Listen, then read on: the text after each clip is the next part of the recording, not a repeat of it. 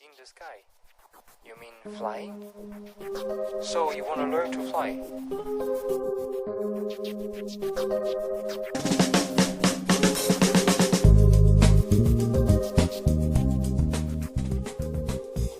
Welcome to the world of paragliding. The aim of this film is to introduce you to this amazing sport and to explain the basic skills and theoretical knowledge that are essential for a long, safe and rewarding flying career. Man has always dreamed of free flying, the ability to fly like a bird and view nature and landscapes from a different perspective without the need of an engine or cumbersome machine. With paragliding, this is possible. All that is required is the correct equipment, training and knowledge. A paraglider is a foot-launched, ram-air, aerofoil canopy designed to be flown and landed with no other energy requirements other than the wind, gravity and the pilot's muscle power.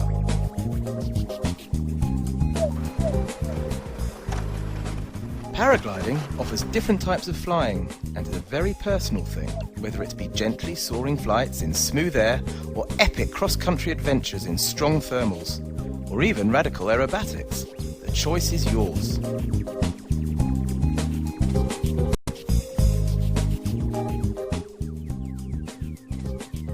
In any case, keep in mind that safety is the most important issue for a long flying career. Regardless of the direction you take, right now you're at a stage that all of them have in common: your initiation.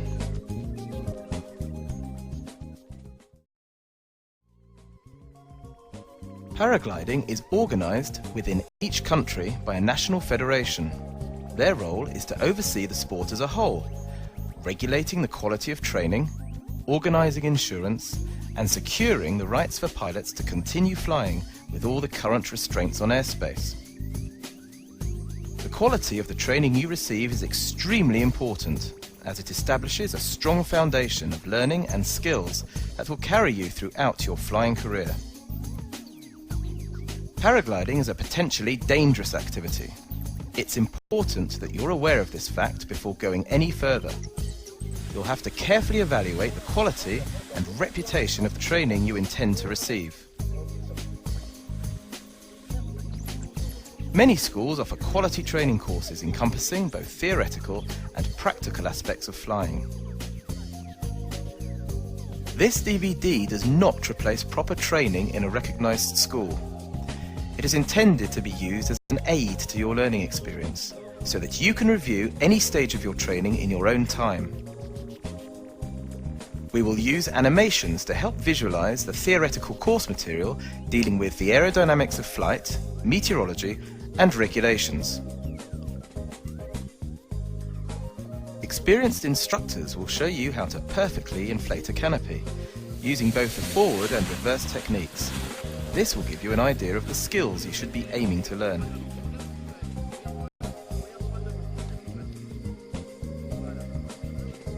So you've decided to learn how to paraglide. It's probably one of the most exciting things you will have done in a long time.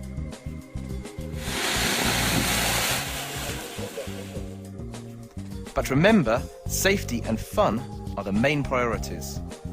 You must stay within the limits of your experience and be progressive, and don't skip over any of your training stages. Learning how to paraglide never ceases. There is always something to learn and improve on. This is one of the many factors that makes it so intriguing and addictive. We hope you enjoy this film. Good luck with your training and future flights.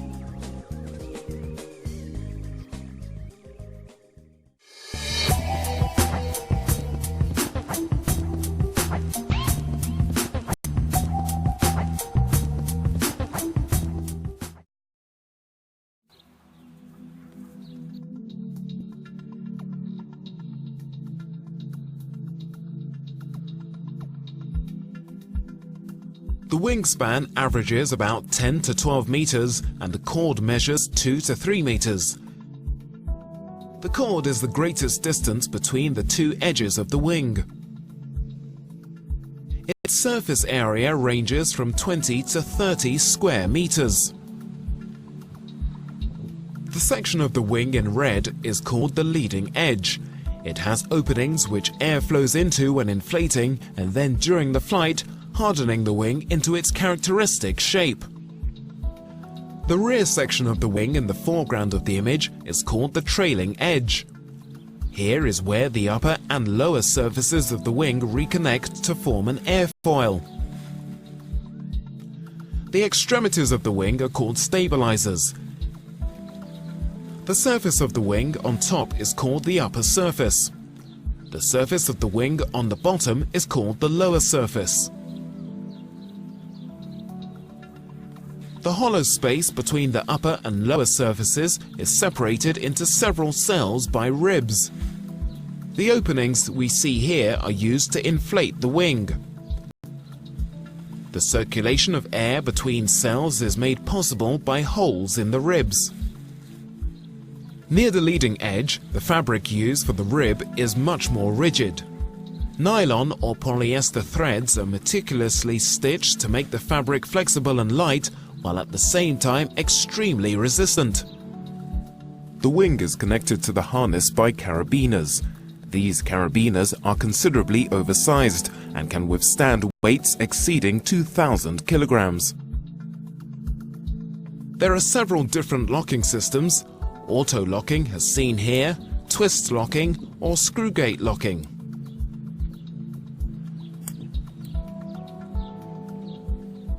Moving up towards the wing, we first come across the network of risers. Each riser, usually 3 or 4 of them depending on the model, is attached to the suspension lines, which in turn are attached to the wing. Attached to the rear riser is the braking system. The brake line is directly linked to the wing's trailing edge and slides along a pulley. At the end of each riser, a triangular quick link connects a group of suspension lines from a section of the wing. Moving from one riser towards its group of suspension lines, you'll notice that the lines branch out twice into mids and uppers.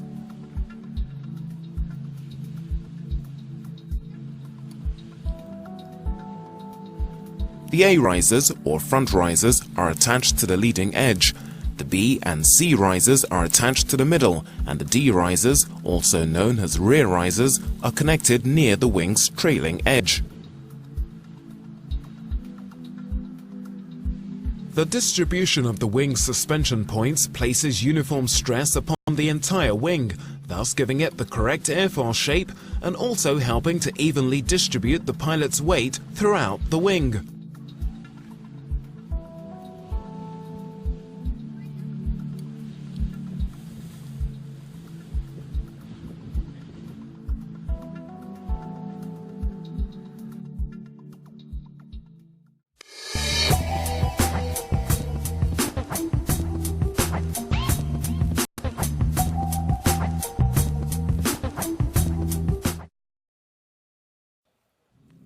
The harness is where the pilot sits.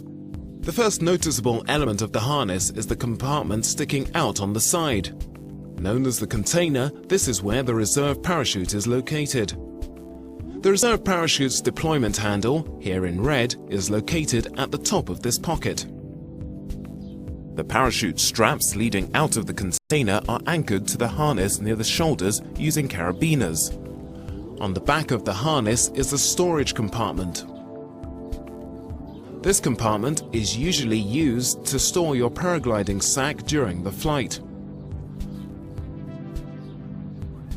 Also located on the back and bottom of the harness is the bag protection. There are two main types: airbag protection or, as shown here, foam bag protection. The pilot sits on this seat board inserted in the harness, which makes it comfortable and allows the pilot to transfer his weight to control the wing. Let's look at how the pilot is attached to the harness. The harness is attached to the pilot in 3 important places, all 3 of which must be verified before every flight during the pre-flight inspection. First, the leg straps, which are easily fastened thanks to a quick lock buckle. Being able to slide your hand through is a good indication of how tight it should be. These straps need to be appropriately fastened so that the pilot is comfortable during his takeoff run. A little higher is the chest strap, which often has a three-fold locking mechanism. In the center is the safety strap, which is there to remind you by its color and position to buckle up. Some older type harnesses do not have this. Instead, there's a single buckle. Adjusting the chest strap is simple, and by loosening it, the pilot's weight can be more easily shifted during the flight, making more maneuvers possible. However, when flying through turbulent air, the pilot may find having a chest strap too loose or too tight. It also affects the safety above of the glider. The shoulder straps need to be adjusted so that the bottom of the harness is level with the middle of the pilot's thighs. If the straps are too loose, the pilot may encounter difficulties during the takeoff run, as well as during the transition into a seated position. By tightening these straps, the pilot makes sure that the harness is adjusted to his size. A comfortably fitting harness is an added safety precaution. It makes flying easier and prevents the pilot from being uncomfortable during his flight.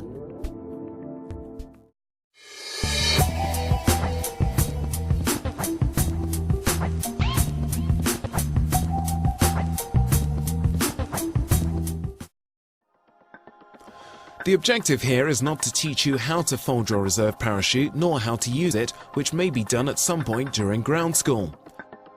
Rather, the goal is to raise your awareness about the issue and to help you visualize a parachute that is rarely seen during the training. It's a piece of fabric in the shape of a hemisphere with a hole in the center. It's important to understand that the reserve parachute is your last resort in case of an emergency. For that reason, it's crucial that it functions properly. That's why you should ask experienced instructors to help you fold and pack your parachute. Learning how to do this yourself during ground school is also recommended. The folded parachute is placed in the deployment bag. Once packed in the pod, it is then placed in the compartment on side of the harness called the container. As far as maintenance is concerned, your parachute should be aired out regularly. Unfolding, inflating and refolding it twice a year is recommended.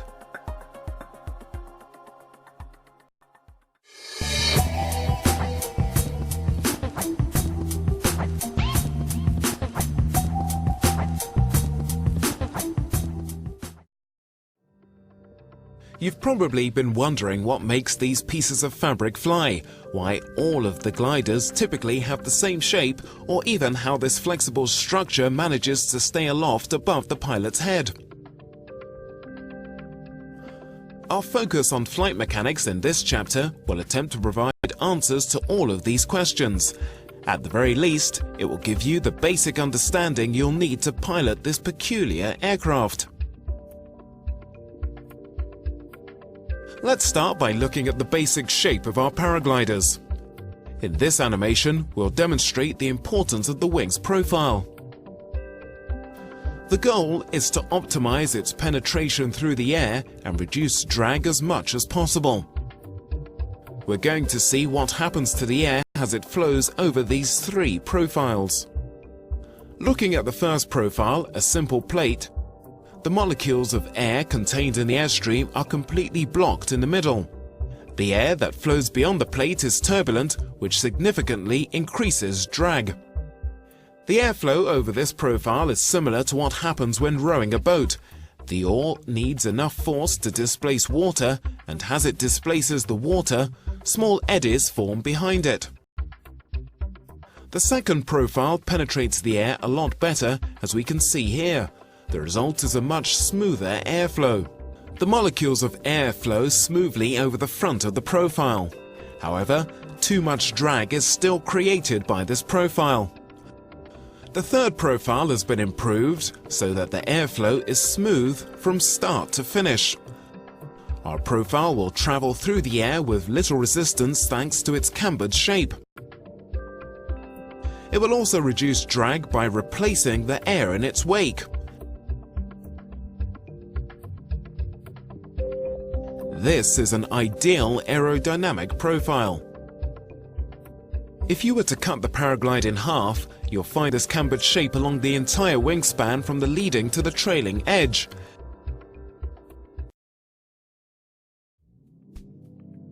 This is how manufacturers optimize the wing's penetration and movement through the air. But this doesn't explain what makes a paraglider fly. Let's move on to a phenomenon that you've probably already heard of: lift.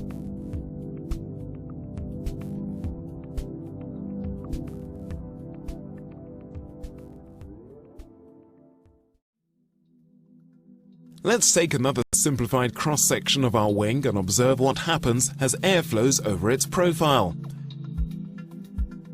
In flight, the angle created by the paraglider's wing and the relative wind is called the angle of attack. As the molecules of air come into contact with the wing, they are separated into two streams by the leading edge. The first stream flows along the upper surface of the wing, the other along its lower surface. Even though the upper surface is longer than the lower surface, experiments have shown that both air streams reach the trailing edge at the same time. There's only one way for the molecules taking the longer route along the upper surface to arrive at the same time: they have to accelerate. Thanks to a principle formulated by Swiss mathematician and physician Bernoulli in 1738, we know that as the speed of a fluid increases, its pressure decreases. In other words, the faster moving air over the upper surface of the profile creates a low pressure zone on top of the wing, which is the source of lift.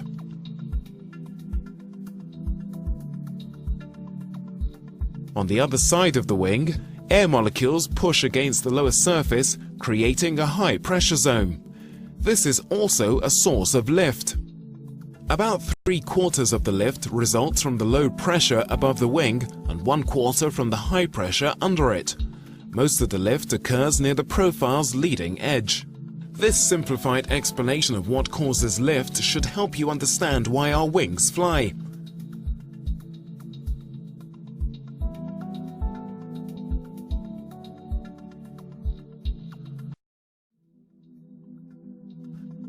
Lift is thus created by the flow of air over the profile. But how is this phenomenon sustained when there isn't any wind? What is the paraglider's motor? In order to answer these questions, we'll turn to the science of mechanics. This science deals with the action of forces on bodies.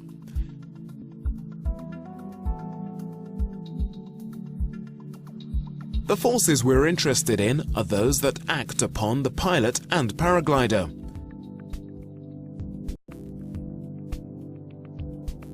Let's start with a simplified model of the low and high pressure zones: lift. This force acts upon a point known as the center of pressure. This point is merely an average of the lift forces acting upon the paraglider. When traveling through the air, the paraglider encounters resistance and creates turbulence in its wake. The force that opposes its forward movement is known as drag. Since these are the two main forces that act upon the profile, we can add them. Their sum gives us the resultant.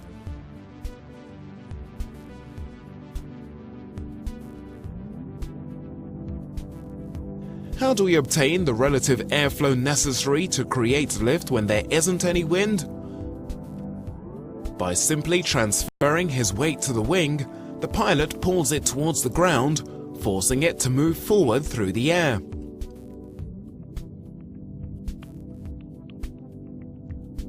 This movement we call airspeed, and this creates the relative airflow required to produce lift. Altitude, therefore, is the paraglider's energy reserve, and by using our weight to draw on this reserve, we're able to fly.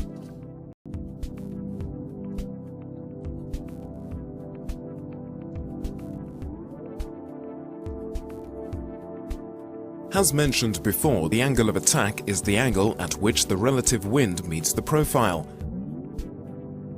This angle should not be confused with the angle to the horizon, known as attitude, as it's possible to have a relatively high angle of attack with the wing at any attitude. In normal flight, the paraglider remains at a constant angle of attack and at a constant airspeed. The pilot can influence the angle of attack and thus the speed by using the brakes or speed system. The angle of attack and airspeed are very much related. If you change the angle of attack, the airspeed too will change until a new equilibrium is achieved. The angle of attack can be increased by applying the brakes evenly. This causes a corresponding decrease in airspeed. The greater the angle of attack, the more lift is produced. However, more drag is also produced. If too much brake is applied, then the smooth airflow over the profile cannot be maintained, and the airflow breaks away from the top surface. This is known as a stall. Being aware of the stall is very important when learning to fly, since inadvertent stalls are very dangerous and should be avoided. Always keep your hands high and make sure you feel good airspeed on your face whilst flying to avoid the stall. Only when making the landing flare should you use deep brake inputs. The angle of attack can be decreased using the accelerator system. As the angle decreases, drag is reduced and the speed increases. The glider continues to accelerate until a new equilibrium is found. The wing then stabilizes at this new speed and sink rate. At low angles of attack, paragliders are more prone to collapse. This is why you should not use the speed system when close to the ground or flying in turbulent air.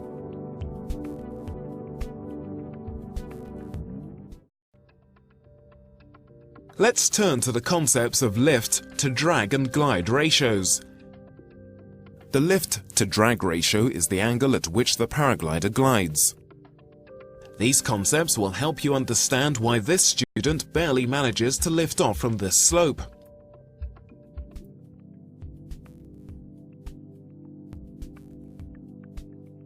They are simply ratios that measure the glide capability of your wing.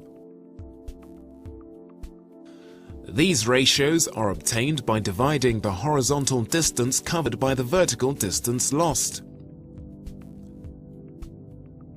In this example, 750 meters divided by 100 meters gives us a ratio of 7.5. As you may have guessed, the greater the horizontal distance is, the greater this ratio will be, and the longer you'll glide.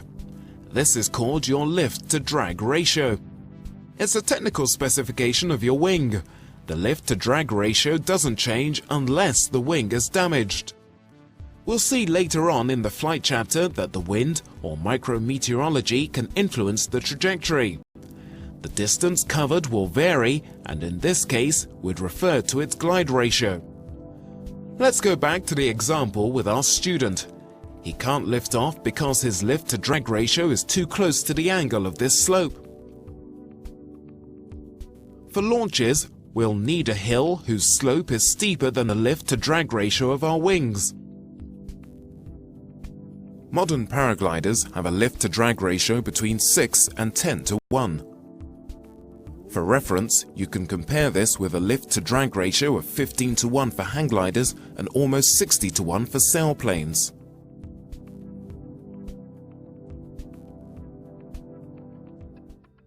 Paragliders have a large speed range, and knowing when to use these different speeds is very important. You have control of the speed with the brakes and the speed bar. This is known as speed to fly. Knowing to fly at the right speed, depending on conditions or the site, is the basis of safe and efficient piloting. Understanding different flying speeds will make you a better pilot. The correct speed and just the right timing makes it possible for this student to make a smooth landing. As a general rule, when in lift slow down and when in sink or headwind speed up. This increases your efficiency and prolongs your glide performance. Flying at trim speed, your glider will achieve its best glide angle in calm air. The pilot's arms are high with no pressure on the brake handles. At this speed, the profile isn't warped in any way and therefore creates the least amount of drag. Flying like this will allow you to cover the maximum distance. Most modern paragliders have a trim speed of around 36 or 37 kilometers per hour. When learning, the main reason for flying at such a speed is to accelerate before landing and build up energy that will eventually be converted into a flare. This makes a soft landing possible. Flying at trim speed also reduces the likelihood of problems caused by the wind gradient, such as inadvertent stalls or sudden altitude loss near the ground. Apply the brakes approximately 30 to 40 centimeters to reach the minimum sink rate. The pilot's arms are about level with his shoulders or just below, and there is a positive pressure through the brake handles. Applying pressure to the brake handles will also improve your sensitivity to the wing's movements and increases the internal pressure and angle of attack of the wing, which reduces the likelihood of collapses. Flying at min-sync increases the angle of attack and significantly increases drag, which reduces the ability to glide and consequently reduces the distance that can be covered. However, flying like this gives you the slowest vertical speed. In other words, you sink at the slowest rate. You can take advantage of this when flying in lifting air. Note also that other than the landing flare, it is never necessary to fly slower than the minimum sink rate.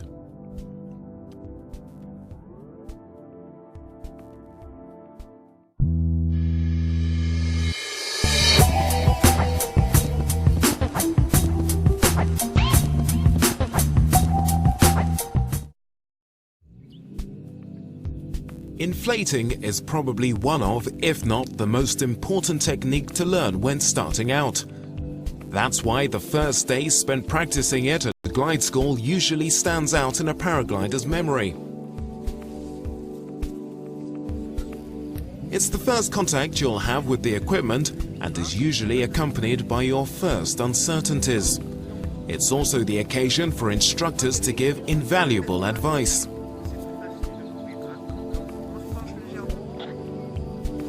At this stage, you'll learn how to correctly handle your equipment, observe your environment for ideal conditions, and concentrate. Above all, you'll learn how to properly inflate the canopy and make a good run, the two prerequisites for a safe launch.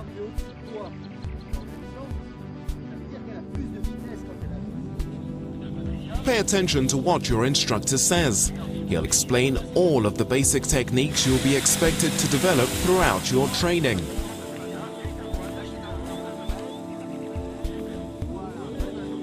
Launching is the most hazardous moment of paragliding.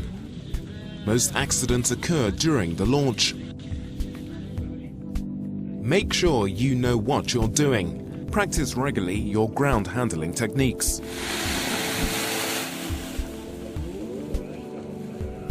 With enough practice, you'll be making beautiful and safe launches in no time. It's the first step to a successful flight.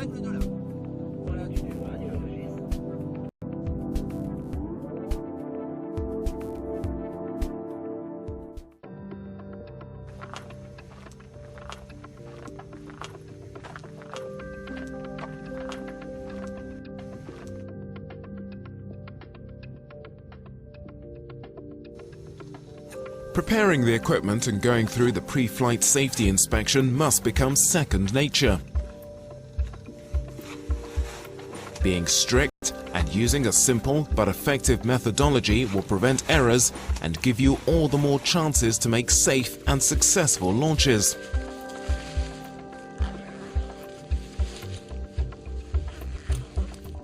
Start by laying your wing out on the slope.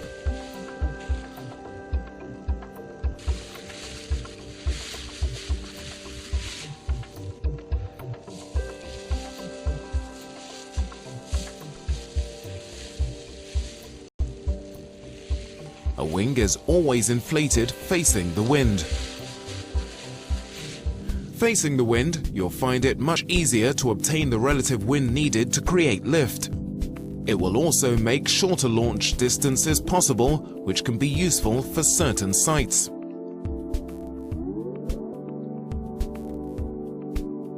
When launching, several different scenarios are possible.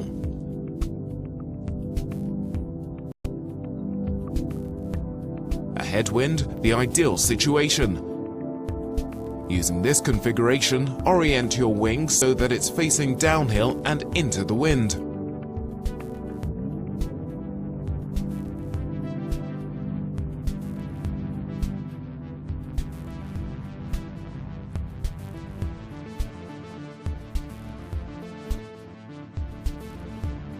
A crosswind.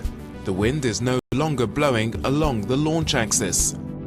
Launching is still possible, but it will require more skill. Orient your wing so that it's facing the wind and inflate it. Once the wing is inflated and stabilized over your head, adapt your launch run so that it brings you back into the launch axis.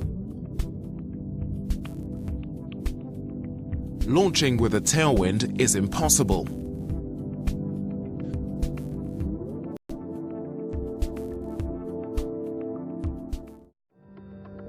In a scenario where there isn't any wind, orient your wing so that it's lined up with the steepest slope. Don't hesitate to reposition your wing along its entire wingspan so that when you're ready to inflate it, its layout is ideal. Some pilots recommend laying it out in a slight V-shape or in the shape of a horseshoe so that both halves of the wing inflate evenly.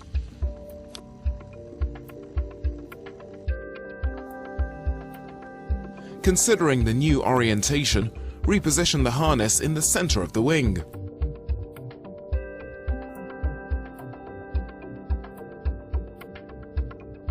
Notice how Christopher has positioned himself.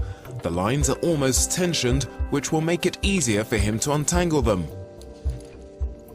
Take hold of the risers at the carabiner and make sure they are untwisted. Hold the A-risers in front of you. Isolate the A-lines, then work your way towards the wing and verify that they are free of twists, tangles, knots and debris all the way to the leading edge. We can clearly see here that they are located underneath the other lines. You'll have to untwist the harness. Start out by correctly repositioning the lines, then continue to untwist them up to their base. This method makes it easy to figure out which way to spin the harness in order to eliminate the twist. New verification. Make sure the lines are free all the way to the leading edge.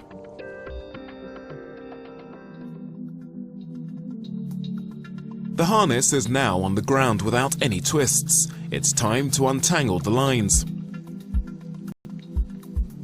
As we saw earlier, Christopher isolates the A-lines and puts some tension on them as he works his way towards the wing. Often, you can verify that the lines are not tangled or knotted by simply putting tension on the lines. Do the same thing for each set of lines. Untangling the lines can be done rather quickly and easily if you put the right amount of tension on them.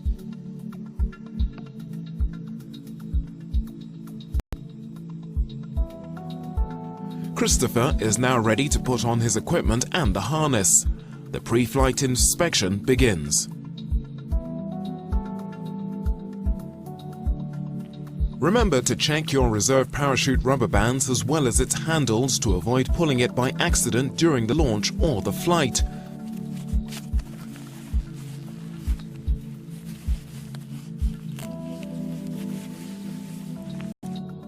You can put on and attach the harness. Inspect and fasten the leg straps at the same time. You should be able to slide your hand between your leg and the strap.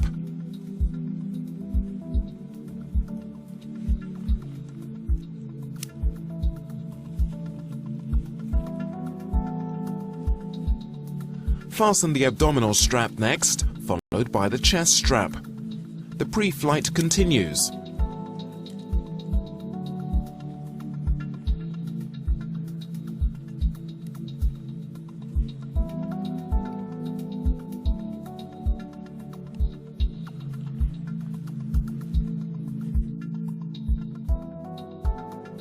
Christopher inspects his carabiners, then each quick link, and finally the connection of his brake handle.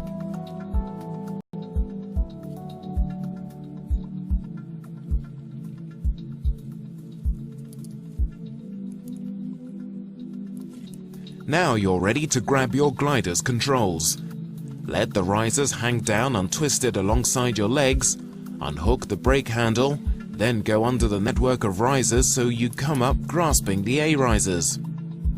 Then double check that the A risers are completely free up to the leading edge. In addition, make sure the brake line isn't blocked.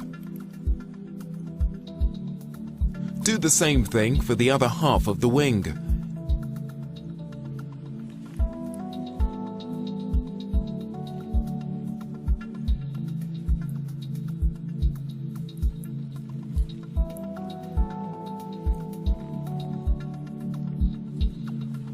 You're ready to launch.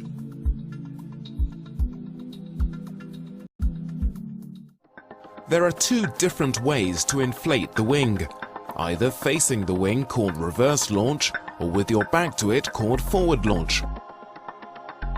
It's a good idea to master both techniques because each one has its advantages in different conditions.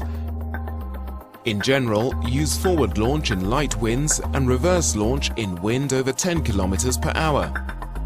That way you'll be able to choose the most suitable technique according to the weather and the terrain.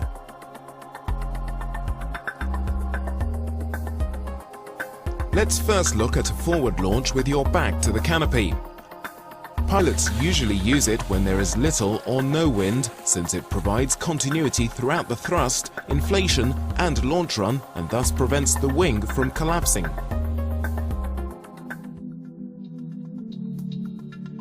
Jerome Cano, a test pilot with Ozone Paragliders, is going to take us through the steps and techniques of a flawless inflation.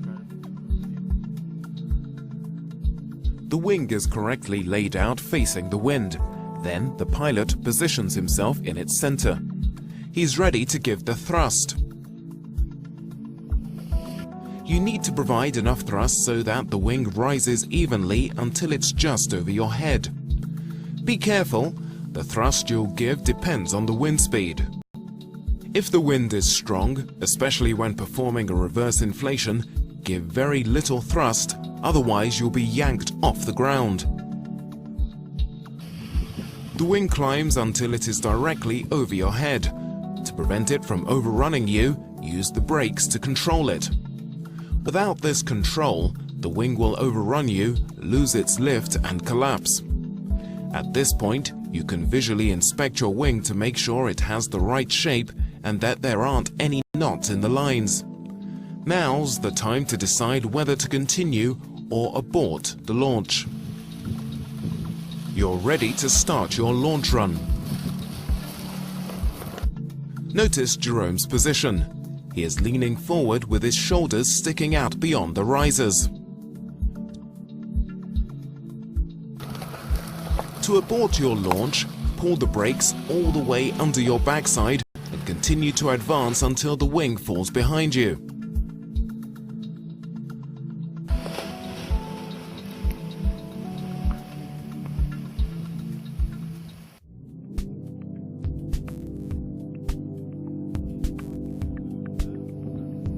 As you can see, a forward inflation is also possible in strong winds.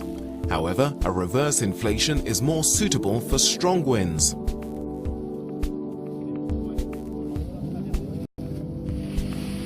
It enhances the pilot's ability to control his wing. If he needs to reduce his force, he can walk uphill towards the wing without the risk of falling. Pilots tend to prefer this method since it lets them see the wing during the entire inflation process. Let's take a look at the two main techniques for grasping the risers. Start out by spinning to face the wing in the direction that seems most natural to you. The risers should be crossed in front of you. The first technique, known as cross-brake reverse launch, allows the pilot to inflate the canopy and then launch without letting go of the brake handles. Jerome takes the left brake handle in his left hand, then the right brake handle in his right hand. Then he grasps the risers in front of each hand. Let's go over again from the beginning how he grasps the handles and inflates the canopy. Jerome can launch without ever letting go of the handles. Notice the skill involved in each step: inflation, timing, visual inspection, spinning, filling the wing. The second technique used to hold the controls is referred to as the uncrossed hands technique. Let's go back to the situation where we're facing the wing with the risers crossed in front of you. This time, Jerome takes the left brake handle in his right hand and the right brake handle in his left hand.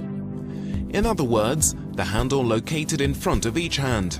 Then he grasps the risers in front of each hand.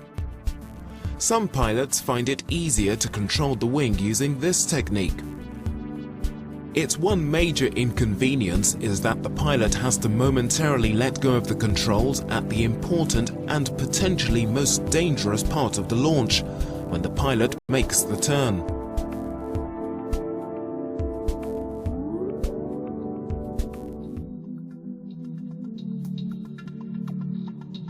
The paraglider is a pendulum-like system.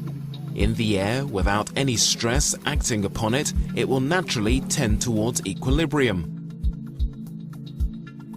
What this means is that in the air, if the wing recedes behind or advances past the pilot will automatically be brought back under it.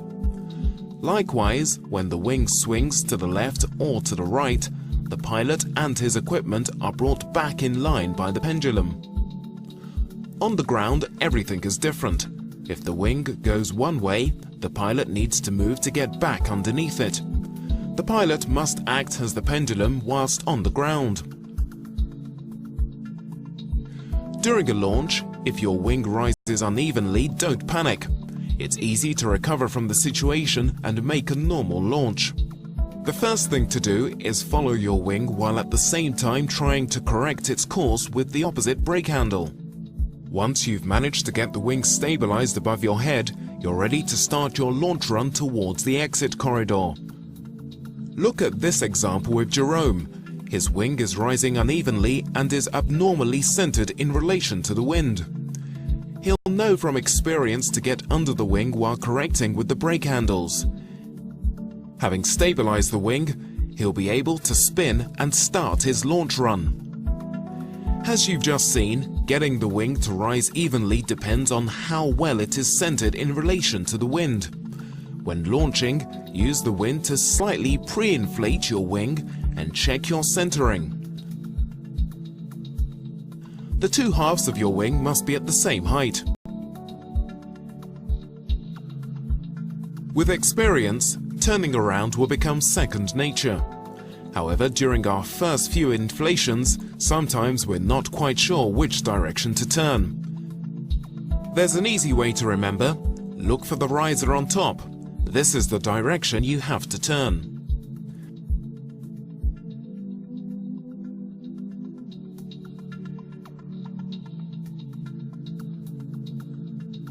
Inflating in strong winds is possible but requires a great deal of skill.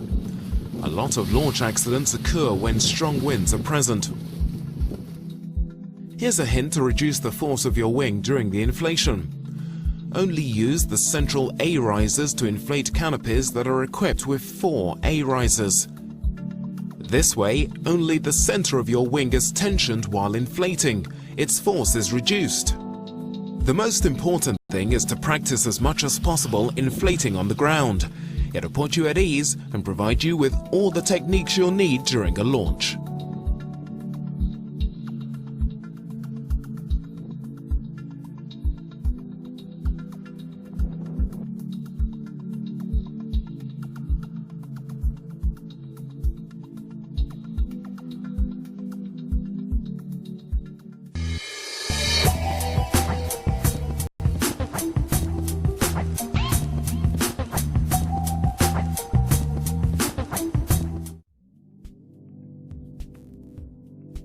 You now know how to correctly prepare your equipment and make beautiful launches all by yourself. Let's go over some wind-related aspects of conditions that you'll be able to use to modify your flight path. During flight, it is possible that you will come across lift and sink along with headwinds, crosswinds, and tailwinds. All of these will directly influence your trajectory. It is important for your flight plan, and especially for your landing, that you understand all of the ways in which these conditions can affect your trajectory. To make sense of what follows, you need to remember that a paraglider advances and falls at the same speed as the surrounding air.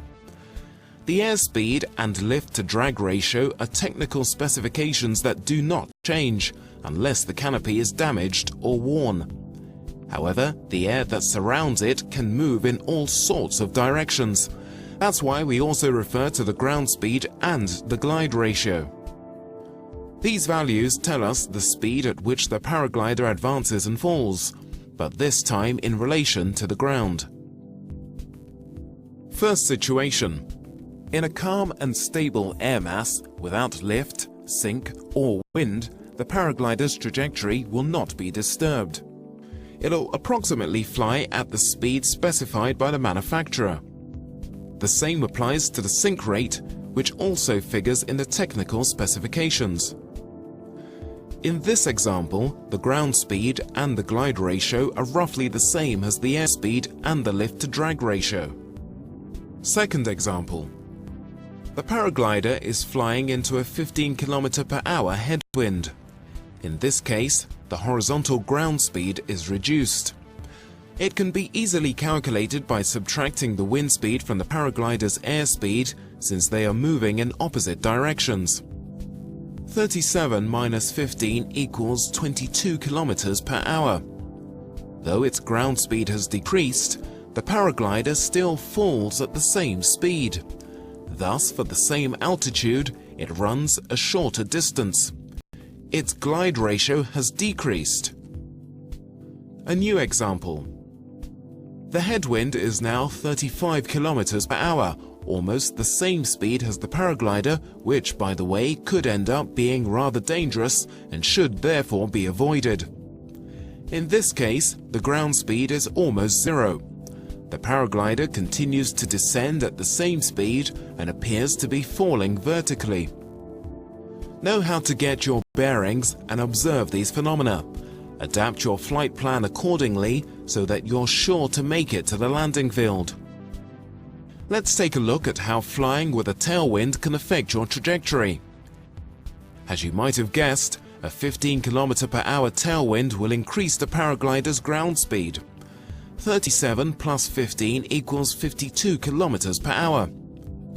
Falling at the same speed as before, yet moving faster, the paraglider in this case will cover much more distance. The glide ratio has increased.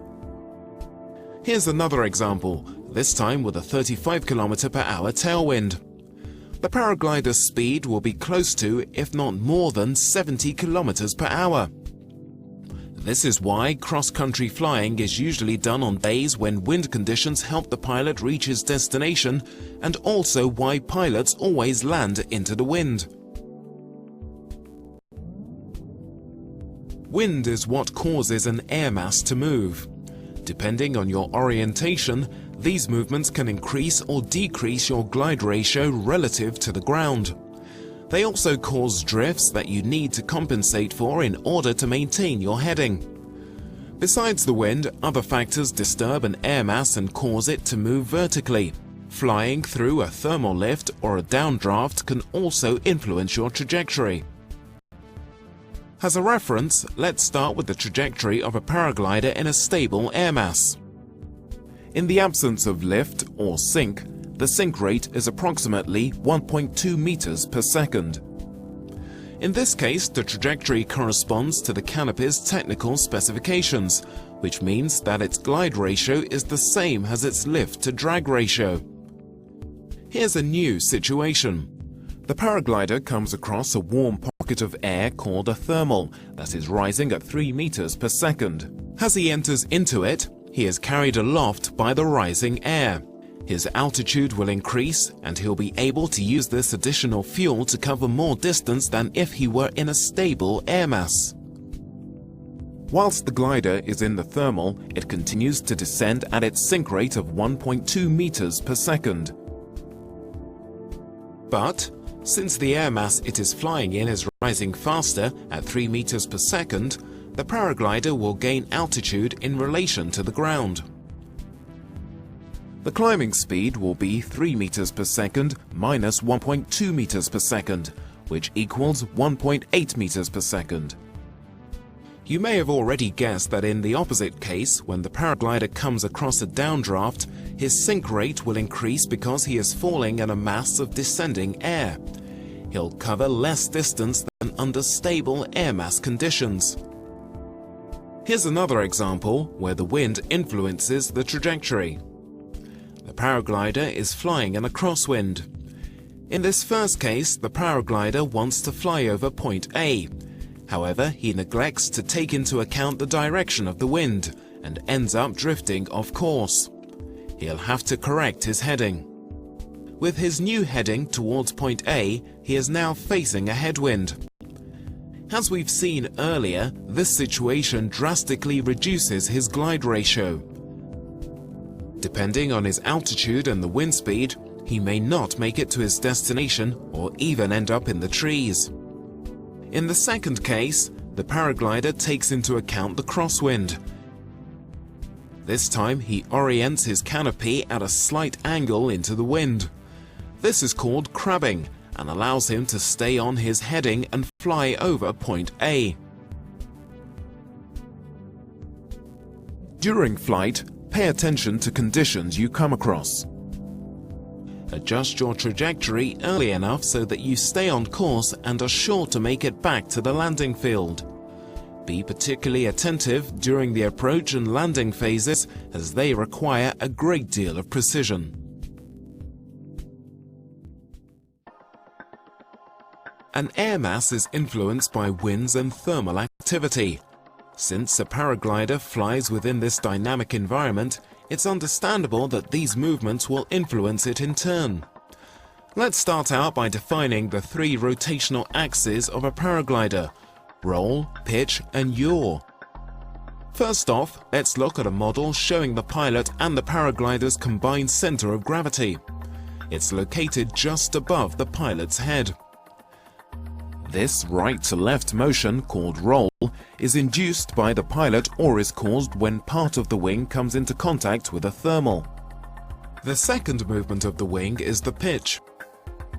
It's the wing's forwards-backwards movement. Like the roll, it is affected by air mass movements or controlled by the pilot, though in this case usually as an exercise. In order to adapt your piloting techniques during the flight, 2 important aspects concerning the pitch need to be understood and recognized. Later on, during your training and under an instructor's supervision, you'll learn how to make use of the following pitch exercise. But first, let's explain pitch movement. The pitch increases when the pilot or a thermal causes the wing to increase the angle of attack. This movement is followed by a recoil which we call the surge. Acting like a pendulum, the wing tries to recover its position over the pilot's head. It will therefore have to accelerate to catch up. The stronger the pitch back, the stronger the surge. The pilot must be ready to brake. Pilots need to understand how this pendulum-like effect is created by the pilot and the wing. At some stage during your training, you'll be expected to practice these pitch exercises in stable air with radio support. The final rotational axis of the wing is the yaw. It includes all movements along the vertical axis running from the pilot through the center of the wing. It can occur on the ground when inflating the wing, or in flight when the wind suddenly changes directions, in the presence of gusts for example. As you progress through your training, you'll need to learn how to recognize and control these movements, which is called active flying. That way, you'll be able to adapt your piloting, keep the wing over your head, and be in total control of your paraglider.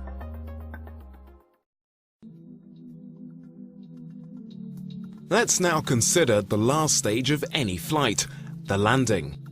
The landing involves two phases, the approach pattern, or simply called the approach, and the final, which is the last leg of the approach before landing.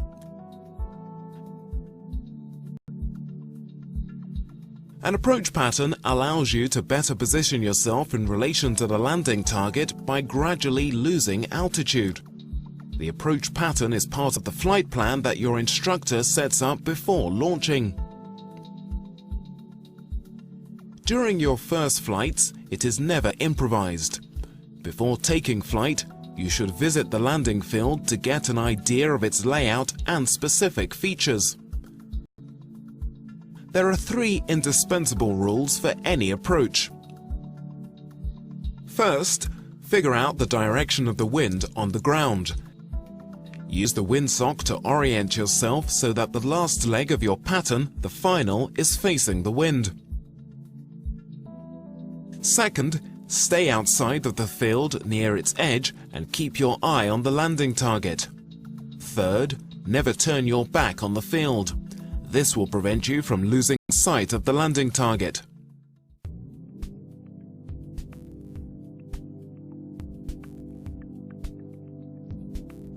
An S-turn landing approach allows the pilot to lose altitude by making a series of S-turns within a cone of safe airspace. The size of the S's decreases as the pilot loses altitude.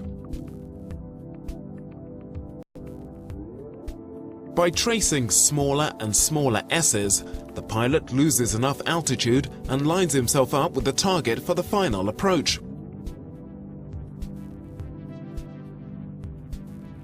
When using this technique, turns need to be smooth and steady. Make sure you avoid steep turns near the ground.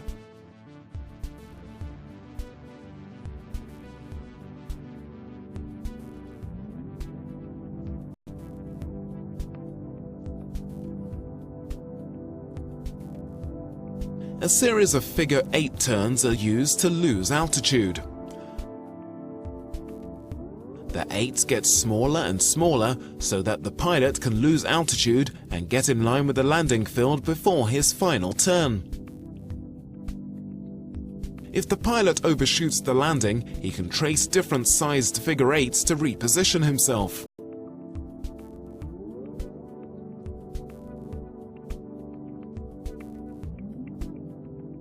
This type of approach is technically challenging. The pilot needs to know how fast his speed and altitude are changing in relation to the ground. This approach is ideal for a landing on a field surrounded by obstacles. The U, or standard aircraft approach, has two phases. This approach is also called constant aspect approach. The first phase.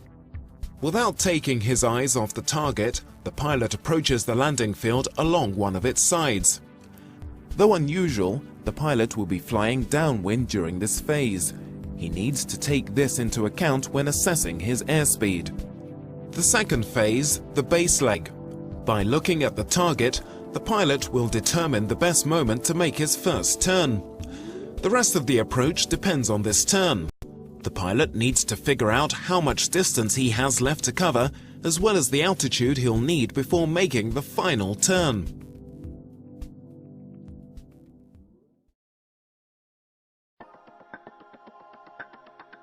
Whatever approach technique you choose to use, you should always end up with a long final. There are two keys to making a successful landing. The first is the wing stability. During the final, as the pilot gets close to the ground, he must keep the wing level and steady. And the second, the speed. A long final allows the pilot to increase his speed and build up energy that he can convert into a final flare. The flare will eliminate his vertical and horizontal speed and make a soft touchdown possible.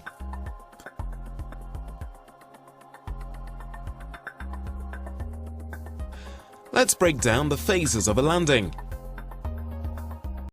After entering the final approach, the pilot keeps his eyes fixed on the target with his arms up in order to increase the speed of his wing. Remember, however, to slightly apply tension on the brakes when turbulences are present. Only now can the pilot get into an upright position. He's ready to touch down at any moment. In order to land safely, the pilot must reduce his airspeed and ground speed to a minimum. This done by applying both brakes fully. This is called the flare. The flare is initiated 2 to 3 meters above the ground. This switch makes the wing pull out and produces a flare right before touchdown. An instructor will tell you when to make this switch by radio during your first flights. Be careful, each landing is different. The amplitude and the timing of this switch are determined by the wind speed. With experience, it'll become second nature. You'll discover the joy and comforts of making smooth touchdowns.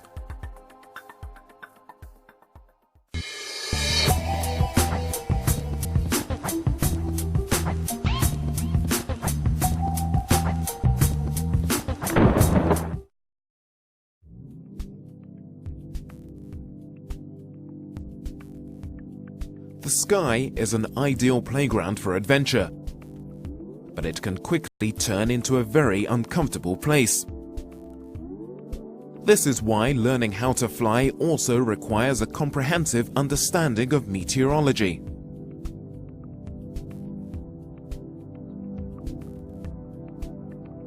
Before tackling the broad topics of macro and micro meteorology, you need to be aware of the following basic principle.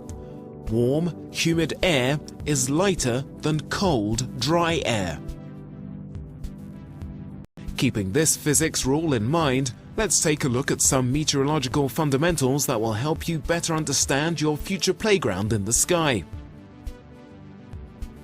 The atmosphere is composed of perpetually moving air masses. To better understand these incessant movements, let's take a look at a model of our atmosphere from a planetary perspective. Our planet has two major air mass zones. Polar air zones, located at the poles of the Earth, which extend into some of Earth's temperate regions, and the tropical air zone forming a belt around the equator, which also extends into Earth's temperate regions. Why is there a difference between the temperatures of the polar zones and the zone near the equator? The sun's rays are parallel to one another when they reach the Earth, but not all of them arrive at a 90-degree angle because the Earth is a sphere. As a result, the polar regions are put at a disadvantage since at high latitudes, the same amount of radiant energy from the sun is spread out across a larger surface than at the equator. By scaling this surface to the length of a segment, the difference becomes clear. Segment A is longer than segment B. As a result, the ground located in the polar zones heats up less, as does the mass of air directly above it. And since cold air holds little water vapor, the polar air mass is relatively dry. On the other hand, the ground located in the tropical air mass zone is heated more efficiently. The heat energy from the ground then warms the air mass directly above it. And because a warm air mass holds more water vapor than a cold air mass, it will be more humid. The transfer of heat energy between the sun and the ground, or the ground and the air, deserve a few explanations. First off, radiation. Radiation is the process by which the infrared energy emitted from the sun is directly absorbed by an exposed solid, in this case the ground. This type of energy transfer primarily works with solids. It's far less efficient with fluids or gases. The second type of energy transfer is conduction. As far as solids are concerned, this is the easiest way to transfer heat. If one end of an iron bar is heated, the heat will rapidly spread to the other end. In our example, involving the ground and the air, the energy transfer takes place between two different substances, a solid and a gas. Having stored up thermal radiation from the sun, the ground then heats the air it is in direct contact with. And finally, convection. This type of molecular energy transfer occurs in fluids such as gases or liquids. Air masses transfer heat between one another through convection. A warm layer of air will expand and rise.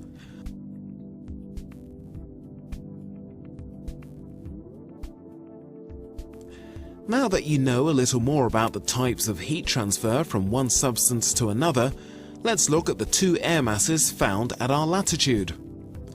On the one hand, you have a mass of cold, dry air called the polar air mass. On the other hand, a tropical air mass composed of warm, humid air that is less dense than the former. These two air masses, though radically different in regards to their temperatures and humidity levels, remain adjacent to one another without ever mixing.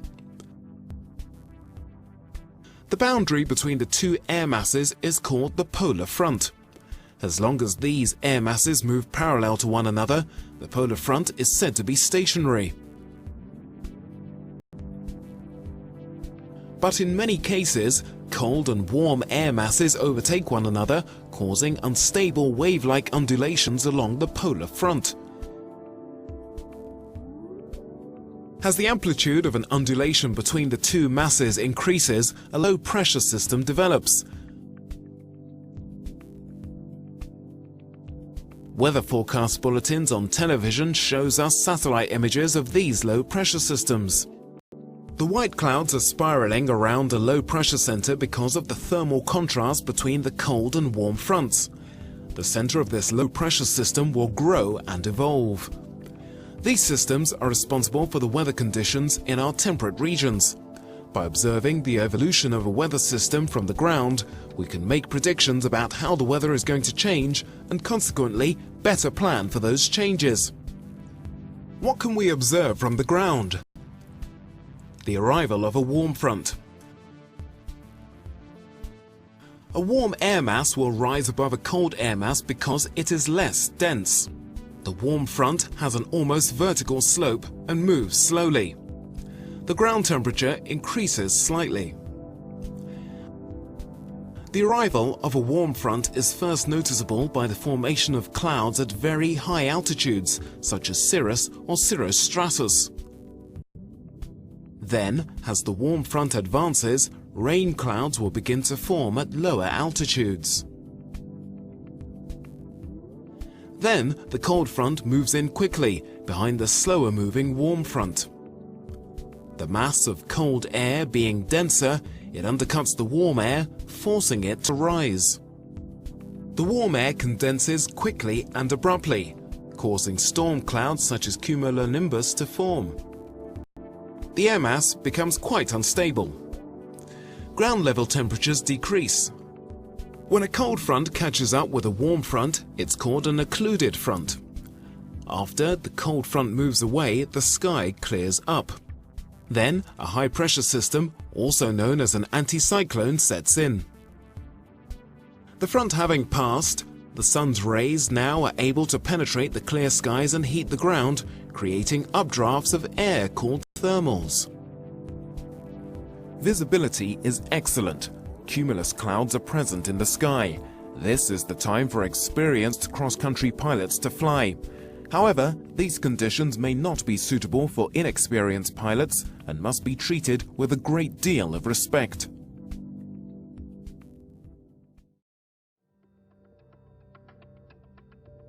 By now, you should have an overall idea about the movement of air on a planetary scale.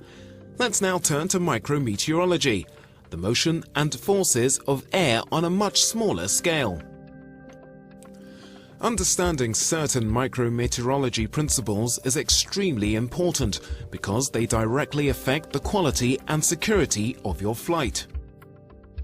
Your familiarity with the weather will increase with experience. Nevertheless, as with any discipline, you should be curious about it, and you should already be observing your environment in order to better understand it. But also later to be capable of evaluating current and projected weather conditions so that you know when to fly and when to stay grounded. Now we know that the air we're flying through is in perpetual motion and that there is no such thing as perfectly calm air. Disturbed and chaotic air currents called turbulence can occur, as can more orderly updrafts of air called lift. Lift enables you to keep flying for long periods of time. There are two main types of lift. Dynamic lift is created as wind flows over hills and mountains. Thermal lift is caused by radiant heat emanating from the ground. First, let's look at what causes dynamic lift. When an air mass cannot go around an obstacle such as a mountain, but is forced to pass over it instead, the wind that climbs up over the obstacle creates a dynamic lift. Unfortunately for us, all obstacles and the airstreams they generate do not create exploitable dynamic lift. In order to create good dynamic lift, 3 conditions are required. First off, the airstream must be as perpendicular as possible to the obstacle. Secondly, the wind mustn't blow too strongly, otherwise it'll become turbulent as it travels uphill. Lastly, the shape of the obstacle. The shape of the obstacle is essential because the air will always find the shortest means of overcoming the obstacle. In the case of this conical hill-shaped obstacle, the wind follows the most direct route around its sides. In the case of a sufficiently wide and reasonably high landform, the wind stream climbs over it and lift is produced just before its summit. Let's look at how an airstream advances uphill and downhill. It's important that you understand this phenomenon, not only to make better use of the lift, but also to avoid the hazardous areas. A lift originates on the windward side of the mount near its summit. The higher you ascend in the lift zone, the weaker the lift becomes. To take advantage of the lift, you should make figure 8 parallel to the ridge, making sure to turn with your back towards the elevated ground. On the leeward side, things are completely different. The airstream does not create upward lift, but rather downward moving air currents that are very turbulent. The further you descend into this zone, the stronger the downdraft becomes. The presence of turbulence makes flying in these areas extremely ill-advised. Flying through dynamic lift will result in your first long-lasting flights. Taking advantage of this kind of lift is not difficult. It will give you the chance to get used to piloting your wing so that you will be better prepared for thermal lift.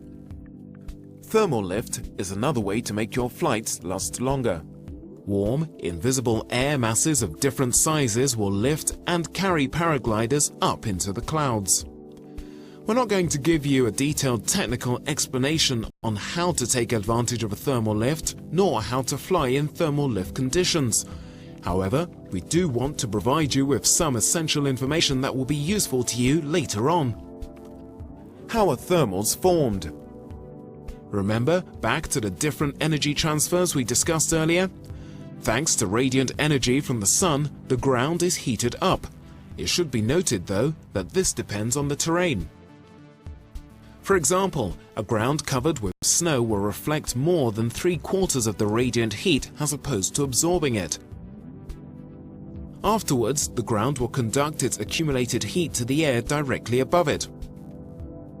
That heated layer of air will become warmer than the air around it, and as it warms, it becomes less dense and inevitably rises through convection. A difference of 2 degrees is all that's needed to make this pocket of warm air rise. If certain pressure and humidity conditions are reunited, a cumulus cloud will form at the top of the lift.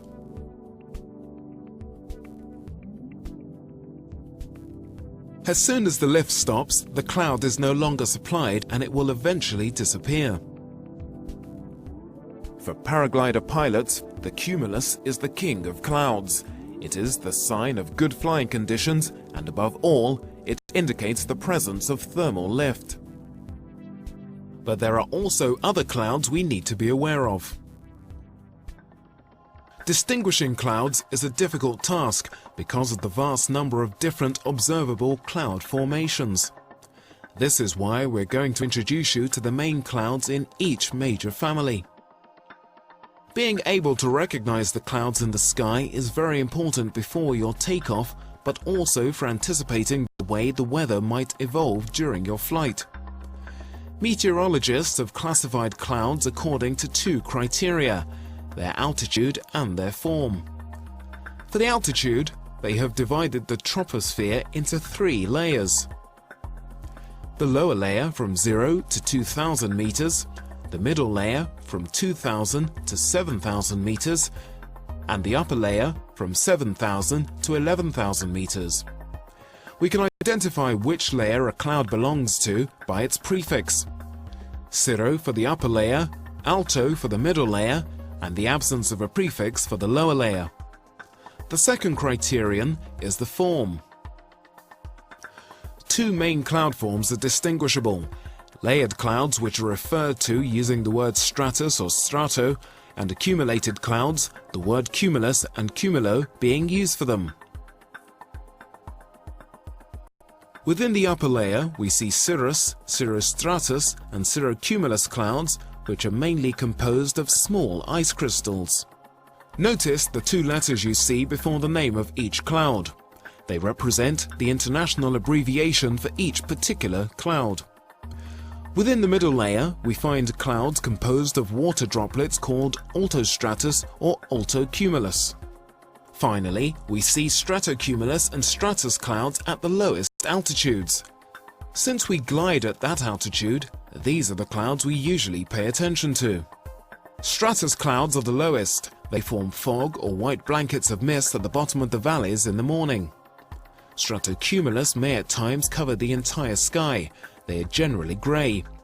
Then you have cumulus clouds which develop throughout the day due to thermal lift. This is why they are a paraglider pilot's favourite clouds. Finally, there are clouds with an impressive vertical development, such as cumulus congestus, nimbostratus or cumulonimbus. These clouds belong to several levels at the same time. Cumulocongestus are cumulus clouds that have kept on developing vertically. Their bulging shape is typical. At this point, they become very dangerous clouds for our activity. A nimbostratus cloud is very dark at its base and quite thick. It's a rain cloud. Because of its strong vertical development, and more so because of its lack of visibility, it is a dangerous cloud for free flight. Then there are cumulonimbus clouds which can develop and extend as high as 12,000 meters. This cloud is by far the most powerful. You're better off admiring this type of cloud from the ground.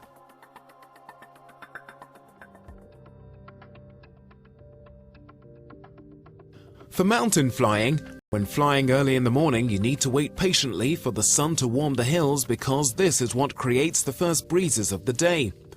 Let's look at how breezes originate and how they evolve throughout the day. Breezes are a localized phenomena that depend on a specific location's topography, vegetation, and most importantly, its exposure to the sun. Throughout the day, the sun will warm the hillside, causing the ground temperature to increase more rapidly than the water temperature. These conditions are what causes a breeze. The ground will warm the air above it through conduction, making it less dense or lighter and causing to rise. The result is a lift.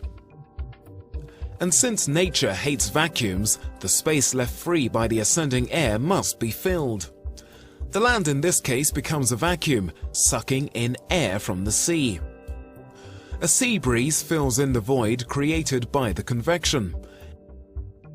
At night, the exact opposite takes place. The land cools much faster than the sea, creating the necessary conditions for a new breeze. This time, the air over the sea is warmer, hence it rises, generating a vacuum that sucks the air from land out to sea. This is called the land breeze. It usually isn't as strong as the sea breeze. Let's observe how the same phenomena occurs during various landforms, starting out with the morning.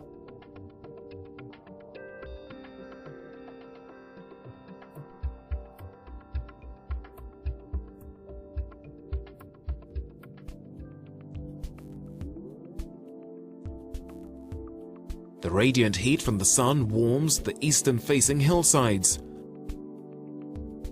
The hillsides then conduct that heat to the air above it. This air, having been rendered less dense, rises up the length of the hillside. These are called uphill breezes. Learning how to paraglide under these conditions is ideal. The gentle, uphill breezes will help inflate your wing, and you will experience little turbulence in these slightly elevating air masses. Throughout the morning, this phenomenon increases in intensity until around midday. This is when the sun is almost vertically overhead, which causes the greatest uphill breezes on the southern-facing hillsides. These breezes, called valley breezes, move in to fill the void left by the rising warm air.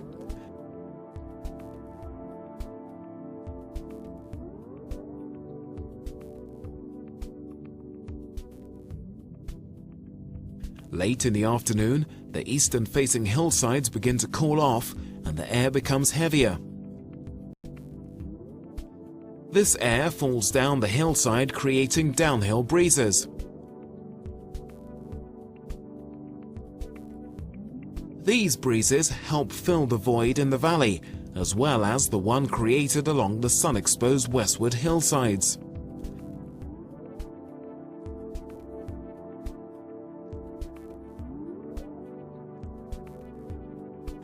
At sunset, air temperatures at higher altitudes are cooler than those in the valley or along the plain.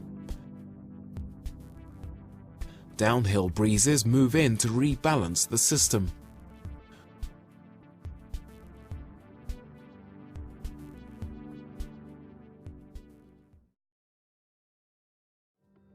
Certain phenomena, such as turbulence, can make a flight uncomfortable and dangerous. You should be comforted by the fact that during your training, you'll be flying under calm conditions and on familiar sights, all the time accompanied by experienced instructors. Nevertheless, recognizing and understanding these hazards is the first step towards knowing how to avoid them. Let's begin by looking at turbulence. Turbulence comes from the chaotic movement of air within an air mass. They can be divided in two main types: obstacle turbulence and shear turbulence. Let's first look at obstacle turbulence. When the wind blows over an obstacle unevenly and discontinuously, turbulence forms. Air constantly flows up to the top of the windward side of this landform, but as soon as the air passes over to the leeward side, a depression forms, generating turbulences called rollers and rotors. There may also be areas of the windward side where turbulence occurs. For instance, if the windward side is hilly or irregular, turbulence will form in the immediate vicinity of the obstacle. Of course, in some cases, the obstacle generates no turbulence at all, neither on the windward side nor leeward side, such is the case here, where this particular landform creates a dynamic lift. Similarly, the airflow on the leeward side of obstacles such as a hedge of trees or a house can also be turbulent. For this reason, landing downwind of such obstacles is not recommended. Let's now turn to the other type of turbulence, shear turbulence. Shear turbulence occurs where two air masses move against one another. This is the case around a thermal lift, since warm air rises in the center and cooler air descends around it. When you fly into a thermal, you will feel the effect of this shear turbulence on your wing. Another example of shear turbulence you're likely to encounter when flying is the case of two superimposed air layers that are moving in opposite directions. Shear turbulence is present along the border separating the two layers. When a fluid such as wind passes through a narrow or restricted passage along its trajectory, its speed increases. This is known as the Venturi effect. Let's use the example of wind blowing over a hill. At point A, the lower and upper winds are traveling at the same speed. At point B, the lower we descend into the air mass, the faster the wind speed is. Notice that the winds closest to the hill are the fastest. In fact, the wind is being compressed between the hill and the weight of the atmosphere. At point C, near the top of the hill, the speed is the highest because the atmospheric weight forces the wind through a narrow passageway. So as to ensure a constant flux, the wind is forced to catch up by accelerating. We also see the Venturi effect occur when wind travels through a mountain pass. As the wind blows through the pass, the airstream will be compressed. Like the wind blowing alongside the hill, it will also speed up as it makes its way through the narrow passageway. The wind gradient is the variation of wind speeds at different altitudes. This phenomenon is present at any altitude in our atmosphere, but the wind gradient we are interested in is the one where wind speeds decrease at low altitudes close to the ground during our landings. That is, at altitudes less than 50 meters from the ground. Why does the wind speed slow down? The air is a fluid with a certain viscosity that sticks to obstacles. In doing so, it loses a lot of its energy. The further we descend, the slower the wind will blow because of the gradient effect. This effect is present on fields full of obstacles such as hedges, but be careful. It may also be present on flat, obstacle-free fields. During landing procedures, the pilot must be extremely vigilant when dealing with the wind gradient. As soon as the wing encounters the gradient, it will lose relative airspeed. The only way to make up for the lost speed is to lose altitude. The wing will accelerate by itself, and in some cases it will roll off. Maintaining a sufficient amount of speed during the final approach is recommended to deal with this effect, an effect that can be dangerous close to the ground. Make a note of the fact that the altitude loss is directly proportional to the gradient's intensity.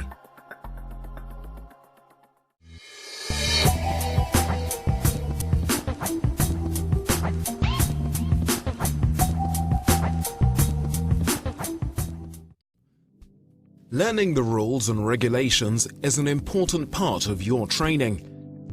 Thoroughly understanding them will make the activity safer, allow you to anticipate and avoid potential hazards, and gain precious time in case you have to make a quick decision. They'll determine your course of action depending on the location of your flight, the presence of other aircraft in the same airspace, or weather conditions and other criteria that we're going to look at. The rules we'll cover in this chapter are internationally accepted and enforced in most countries. We've done our best to point out exceptions. As a rule, however, you should always keep in mind that rules may differ from one country to another. Before leaving to fly abroad, find out about the regulations of the country you're visiting, and remember to respect local laws. You'll usually find them on the website of the National Federation. The increase in air traffic over the years has led civil aviation authorities to create aircraft categories and rules to establish priority among them. Hot air balloons have priority over all others. They move slowly and have a lot of inertia. All other aircraft must yield the right of way to them. Then comes the sailplanes, paragliders and hand gliders. They all belong to the same category.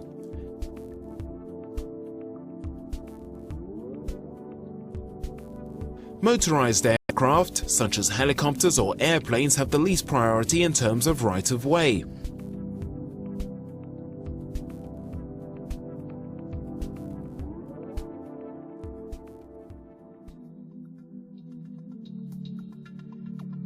As we've just seen, each category of aircraft has a different degree of priority. Sailplanes, hang gliders and paragliders all belong to the same category.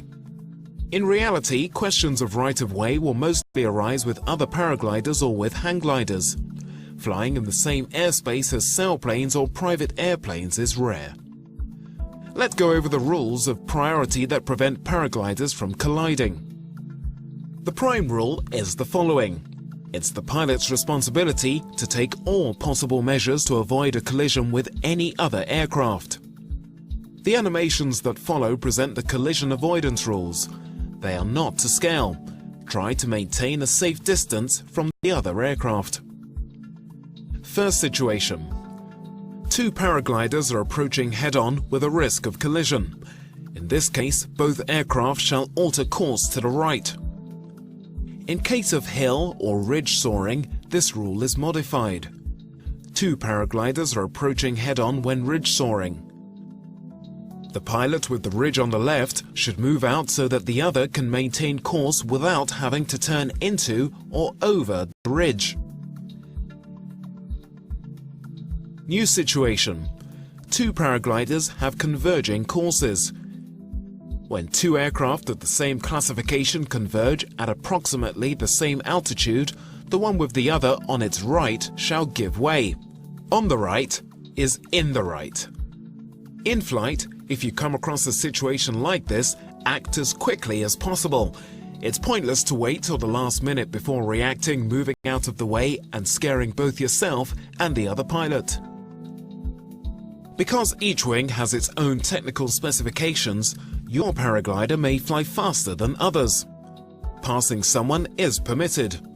Internationally, passing is typically done on the right. The aircraft being passed has the right of way, except in Italy where the glider overtaking has priority but must allow enough safety clearance. The glider being overtaken gives way, avoiding any change in direction that might interfere with the overtaking glider's path. Also, in England and in Italy, in free space away from a hill, paragliders can pass on the left as well as the right. When ridge soaring, a paraglider overtaking another glider that is flying in the same direction should pass between the ridge and the glider being overtaken. If you're overtaking the pilot and there is no room to pass, just turn back. When thermaling, the first pilot to enter a thermal establishes the required turning direction in that thermal. All paragliders joining shall circle in the same direction as any other gliders already established in the lift.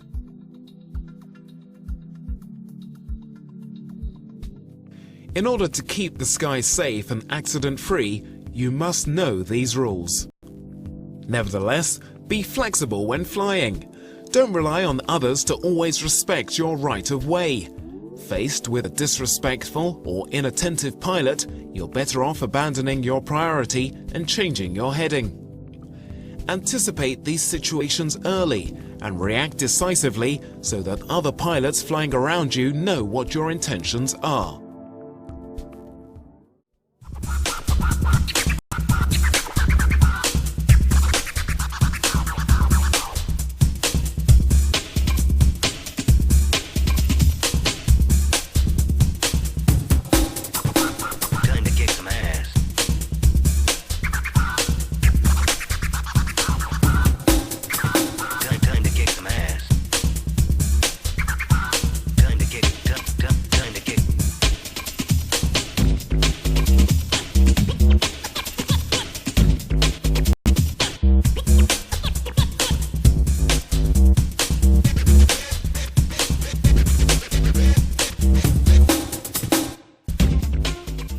My name is Russell Ogden. I work for Ozone Paragliders as a test pilot. I work with David Dagoult and Jerome Canot in the test team.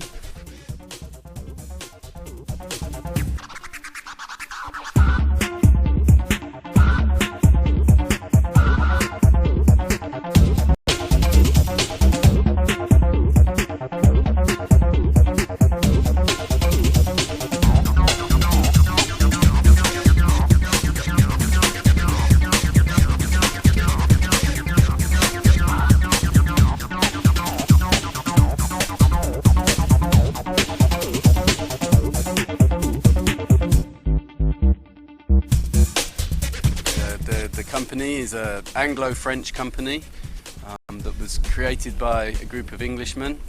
We're based in France and it's about 50-50 with English and French people. Mostly we fly in the Côte d'Azur area. We fly at Gourdon, at Col de Blaine, La Chaise, Roquebrune, all in the south coast of France.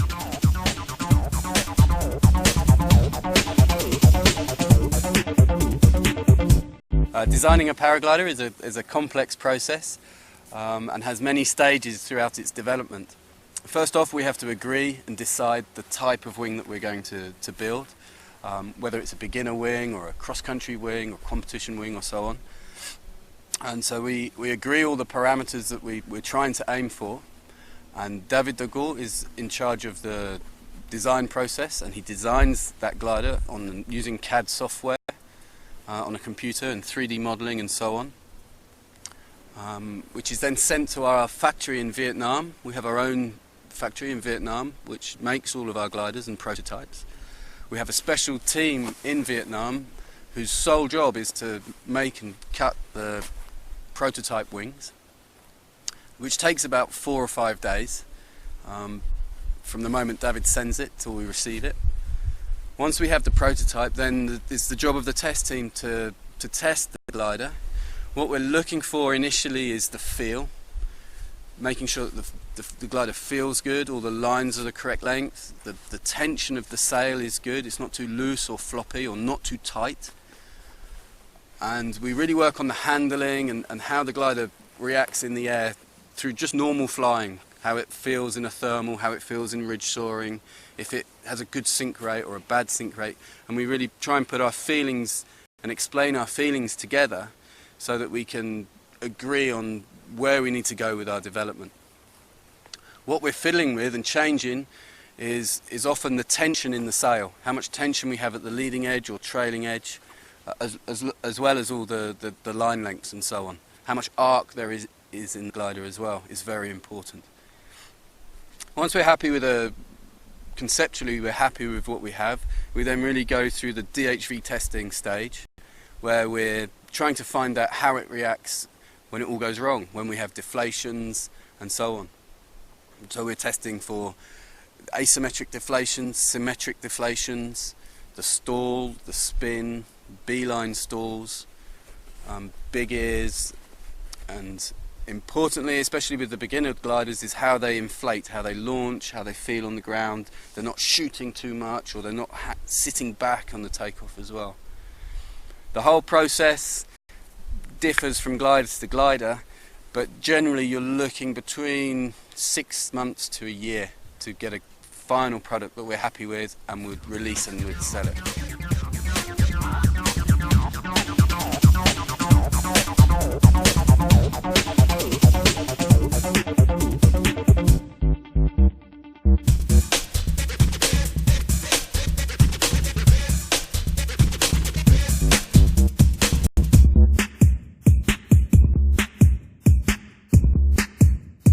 Time to kick some ass.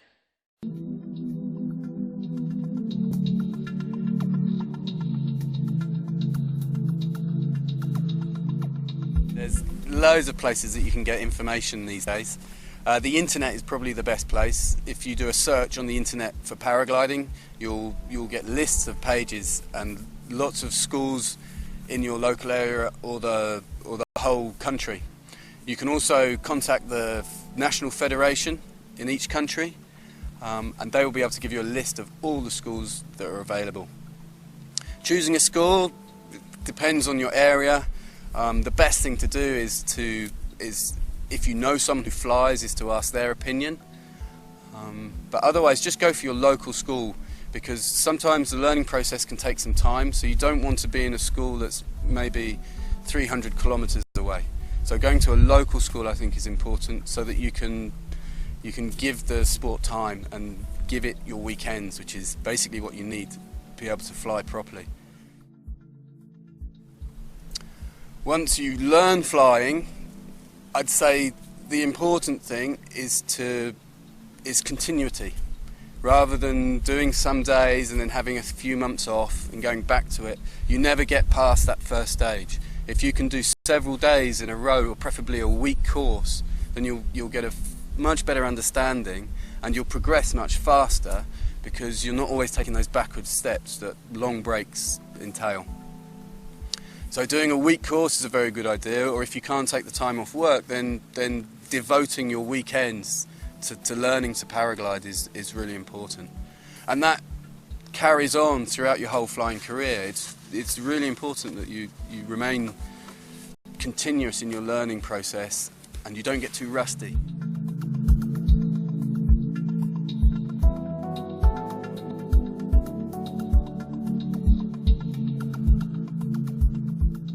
I think the most important thing whilst you're learning and throughout your whole flying career is ground handling, is being able to control your glider on the ground.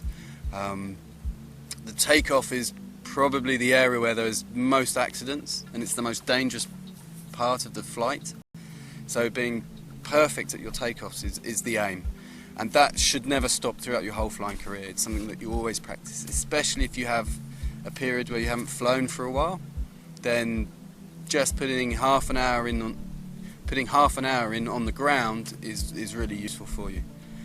Not only does that keep you safe on the takeoff, but when you're flying in the air and you start flying in more demanding conditions, when there's stronger thermals and so on, then the skills that keeping the glider inflated on the ground are directly are directly related to the way that you control your glider in the air.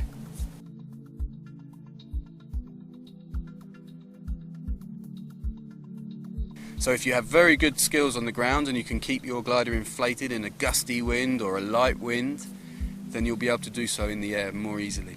You'll also be more relaxed, which is really important for flying.